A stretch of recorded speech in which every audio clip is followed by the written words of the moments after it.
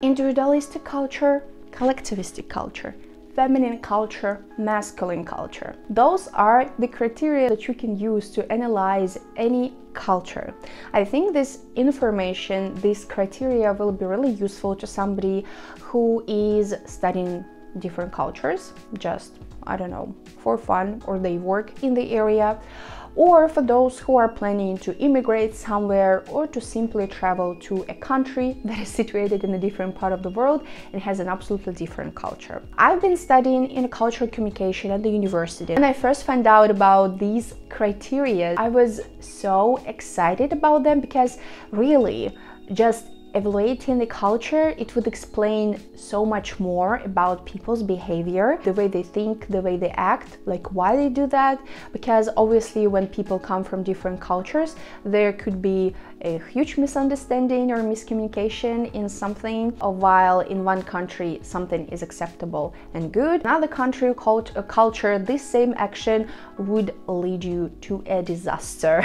An important disclaimer is there is no bad cultures or good cultures, no bad or good criteria that I'm going to talk about. They're all acceptable. Another thing that is important to remember is that the criteria that I'm going to talk about, they will not give you the fullest understanding of cultures, because there are so many aspects that we need to keep in mind, right? And it will anyway give you general understanding, because obviously, when a culture is individualistic, it doesn't mean that all people in this culture or this country are the same way, right? It's just a general statistical observation, let's say. So please keep this in mind. So let's get started.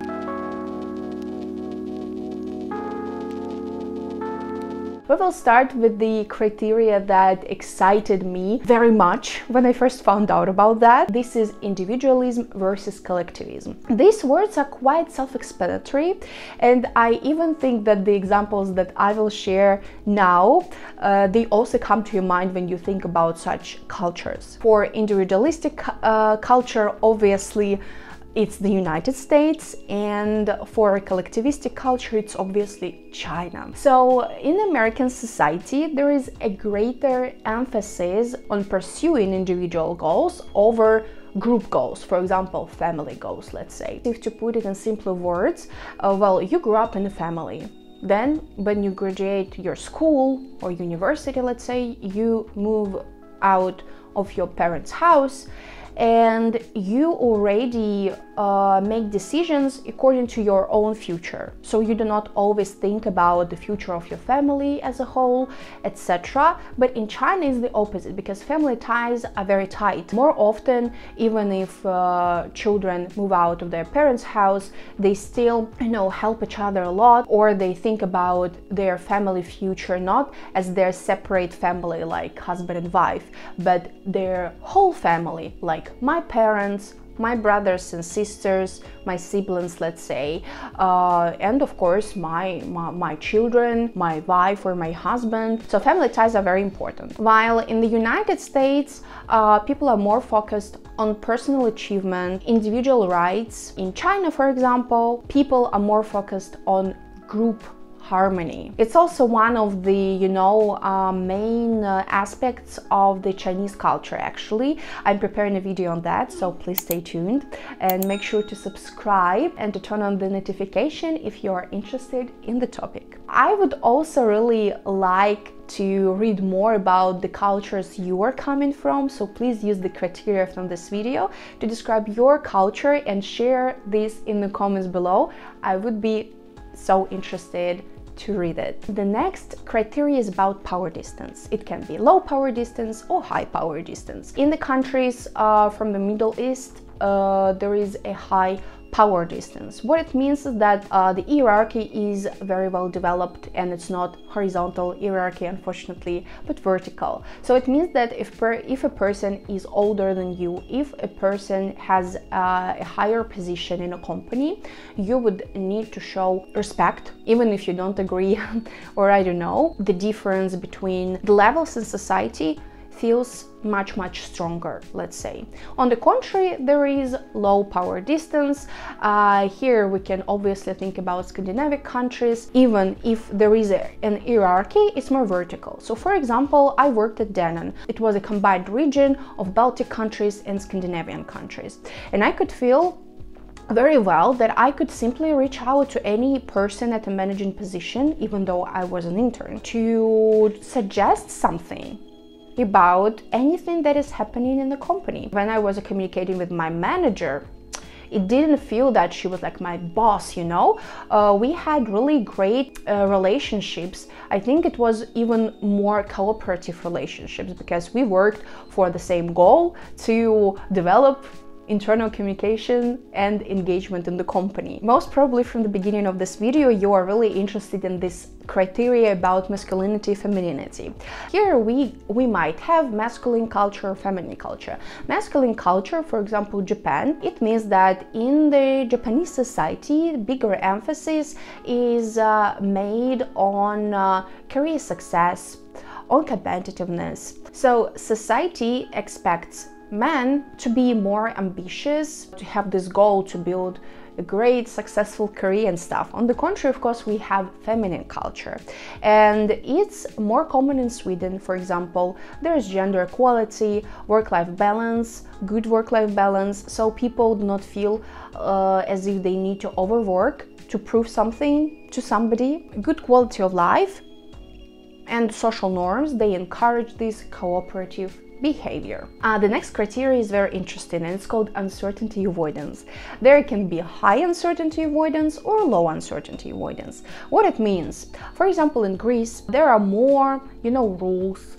People stand by their tradition and they are less likely to accept many new things. Well, for example, in the Netherlands, the society is more tolerant and open, and they accept experimentation, innovation more easily. Their low uncertainty avoidance actually makes their society much more open-minded. Long-term orientation, short-term orientation. This criteria is also self-explanatory, I think. When a culture has long-term orientation, it means that, for example, in Japan, they make decisions not that fast, really pay much attention to the fact that in the future it would have a positive impact. Let's call it like this. Positive, I think, is better than good, because good is different, yeah? On the contrary, with short-term orientation, we can think about the United States again. So they are more concentrated on the immediate result, on immediate innovation, let's say, and they could make decisions faster because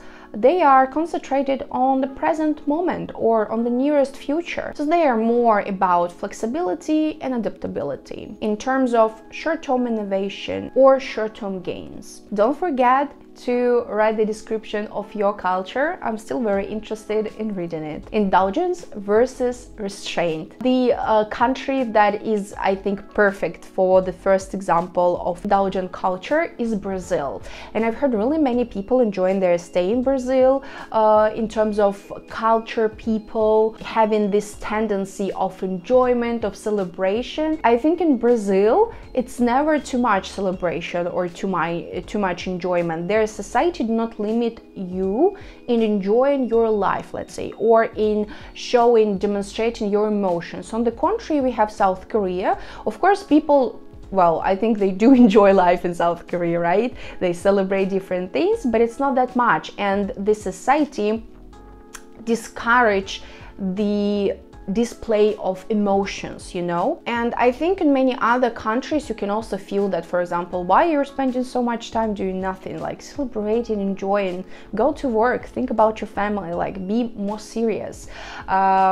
So it can be like this. Let me know in the comments below where you would feel more comfortable, in a country where there are restrictions in terms of displaying your emotions, or in the country where you can just, enjoy your life no matter what. We've come to the final criteria. I really hope that you are still here watching this video, because this last criteria is also very important. Universalism versus particularism. Universalism is about a society, culture, where there is a set of rules and it doesn't matter who you are, what you are, you have to follow the rules.